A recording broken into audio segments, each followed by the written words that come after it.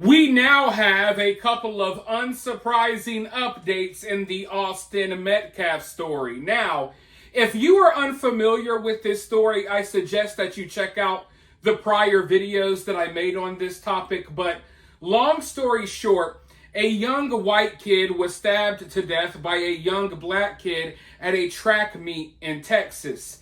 And instead of everyone coming together and universally, acknowledging how tragic this story is, instead of everyone coming together and condemning the young man who stabbed Austin in the heart, instead of that, this story has sparked a lot of debates online. Because apparently, you can't acknowledge when certain people commit crimes, right? You're not supposed to acknowledge it. You're supposed to act like it never happened. Which is why I find it funny when I see people saying, don't make this about race, don't make this about race, don't make this about race. I think that's a very naive thing to say, especially to someone like me that grounds themselves in reality. Because if this was not about race, we wouldn't be having to have this discussion. We could all just simply say, hey, this is bad. This is tragic. This is sad. This is heartbreaking. Austin didn't deserve to die. We could discuss the issues surrounding this story. We could think about possible solutions, and then we could move on. But we can't do that with this story because it involves someone who happens to belong to a certain race. So because of that, we have to have all of these debates. We have to have all of these arguments over what is right and what is wrong. So to say that there's not a racial aspect to this story, that's just ignorant, because there obviously is. I don't want there to be. I'm not the one sparking debates over whether it was okay or not for Carmelo Anthony to stab Austin in the heart over a freaking bleacher seat. But that's where we're at. So unfortunately, race does play a factor in this story because, for one, you cannot properly do this story justice, or any other story for that matter, if you don't acknowledge the issues and problems within that story. And one of the issues that led to Carmelo Anthony stabbing Austin in the heart is the problem with violence amongst the young black men in this country. You could deny it's a problem. I could deny it's a problem. We could all sit here and live in la la land, but the numbers don't lie. Okay? This is a problem. And it's a problem that is affecting young black kids more than young white kids. There's way more stories about young black kids getting killed every day, but you don't hear about them because society has decided that those kids don't matter as much. So understand the problem with violence amongst the young black males. It's not just affecting people like Austin. It's affecting people like Carmelo Anthony as well. So if you're not going to acknowledge at least some of the issues within a story, there's no point in talking about it. But for two, another reason why you can't say that race doesn't play a factor here is because the other side, Carmelo's family, the people supporting Carmelo, they're already making this about race. They're already trying to paint themselves out to be a victim. Hey, don't you dare mourn the senseless murder of Austin, because that would be racist. You better feel bad for us because we're the real victims. And they are already taking it to the extreme. So much so that the Frisco Police Department had to step in and make a statement because they're out here spreading a lot of fake news. They literally created a fake autopsy report of Austin's. They created a fake autopsy report and said that Austin died of an overdose and that he didn't really die from getting stabbed in the chest by Carmelo Anthony. They've literally taken things that far. And they've gone even further. They're creating fake social media accounts, pretending to be police officers within the Frisco Police Department. They're pretending to be the sheriffs and stuff, and they're releasing fake statements accusing Austin of being a racist and all of these other things. So I already knew from the moment I looked at this story that the victim card and the race card would be played. I didn't think it would be this extreme, that they would go to the extremes of creating fake profiles to promote a fake narrative instead of accepting some accountability that a young black man just killed a young white man at a track meet for basically no reason. But that's where we're at. But before we even get into the police statement, we'll get into that in just a moment. People often ask, how can they support the channel? You can support the channel in a very simple way, and it's totally free. All you got to do is hit the like button and hit that subscribe button. Maybe drop a comment and join the conversation that we have in the comment sections below. But if you want to take things one step further, you could also support the channel by dropping a super thanks or sending a Cash App. It's greatly appreciated over here because YouTube does not like the things I say, like the things I'm about to say in this video and the things I've already said. But as I mentioned, we're going to get into that police statement. Frisco PD is aware of a post from a fake account on social media purporting to belong to Chief David Shilson. The post is not from an official source and may contain information that is false or misleading. Rely on FPD's verified social media accounts. Criminal charges will be pursued in this matter. So they're putting out, whoever they are, they're putting out these fake statements pretending to be the police, trying to make Austin look bad, painting Austin out to be all of these type of things that he wasn't, simply because they don't want accountability, simply because they refuse to just say, hey, what Carmelo Anthony did is wrong. What is so hard about that?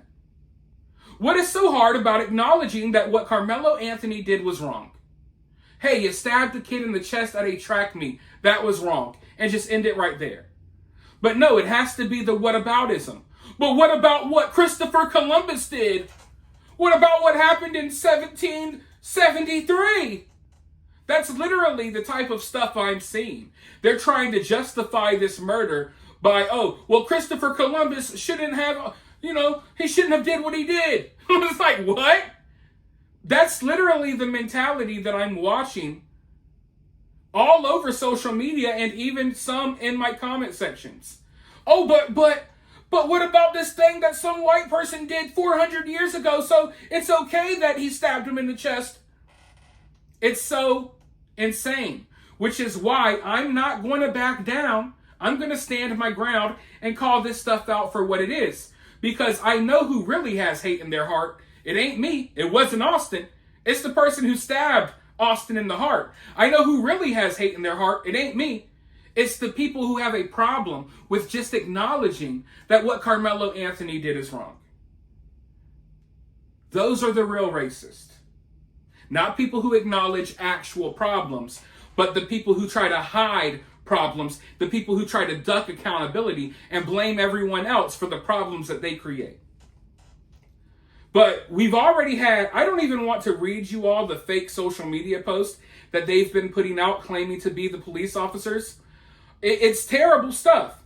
And I'm glad that the real police department is pursuing criminal charges. So they're trying to figure out who's spreading this fake news while pretending to be law enforcement. But we have another update as well. Because you see, the family has tried to come out and they've tried to defend Carmelo. He didn't do nothing. He's a good kid. He's such a smart kid. Now, I can confirm that Carmelo had a better upbringing than what I thought. Carmelo was actually living kind of a privileged life. It looks like at the very least his family was providing for him. But we see this often within black culture. Even kids who were not raised to be gangbangers, you were raised right, you had a good family, you had good Christian values, but you choose to follow up with the drill rappers that you listen to. That's what happened to Carmelo. It looks like he may have had a nice upbringing. But even kids with good upbringings, they're falling victims to this culture, which is a culture of death, either jail or death. That's what the culture is. That's what the culture is. And Carmelo fell victim to that because he wanted to be a gangster, a thug, walking around with weapons in his backpack at track meets. But as they're trying to defend him and make him out to be some angel, it turns out that we got some inside information. CBS News Texas has learned from law enforcement sources involved in the investigation that 17-year-old Carmelo Anthony, the suspect in the murder of 17-year-old Austin Metcalf, had previously been suspended for bringing a knife to school. So, Carmelo had a history of traveling around with a knife. Carmelo had a history of traveling around with weapons in his backpack for whatever. Obviously, he plans on getting into something. One could make the argument maybe he was scared and needed to defend himself. I don't know. This guy's already had a history of bringing weapons to school. Now, if that was properly handled from the get-go, Austin would still be here today. But that was not properly handled. Why? Because you can't properly handle a situation involving certain types of people, because then you'll be racist, right? Carmelo was able to get away with taking knives to school because if you acknowledge the problem here, you're the bad person. No accountability culture, right? That's what led us here. So this is something that could have been prevented, but it wasn't. But that's not all. It turns out that law enforcement says that Carmelo Anthony should have been in class at Centennial High School and he was skipping when he allegedly stabbed Austin Metcalf. We say allegedly. Carmelo has already acknowledged that he did it. He was proud of it. So it turns out that Carmelo Anthony was not supposed to be at that track meet. He was supposed to be in school. He was skipping school to be there. He was skipping class to be somewhere where he wasn't supposed to be. In a section of the bleachers, a section belonging to another school, in a section that he had no business being in, with a knife in his backpack that he threatened people with before killing them. Now, obviously, you shouldn't be skipping school. I would be a hypocrite if I really come down hard on Carmelo for skipping class. I skipped class a lot in high school. But when I skipped class, usually I was going to hang out at a girl's house. Or maybe I was smoking weed with my friends. I wasn't stabbing people to death at track meets. So I'm not going to sit here and oh my God, this is the worst kid ever. He's skipping class. But you stabbed someone in the chest.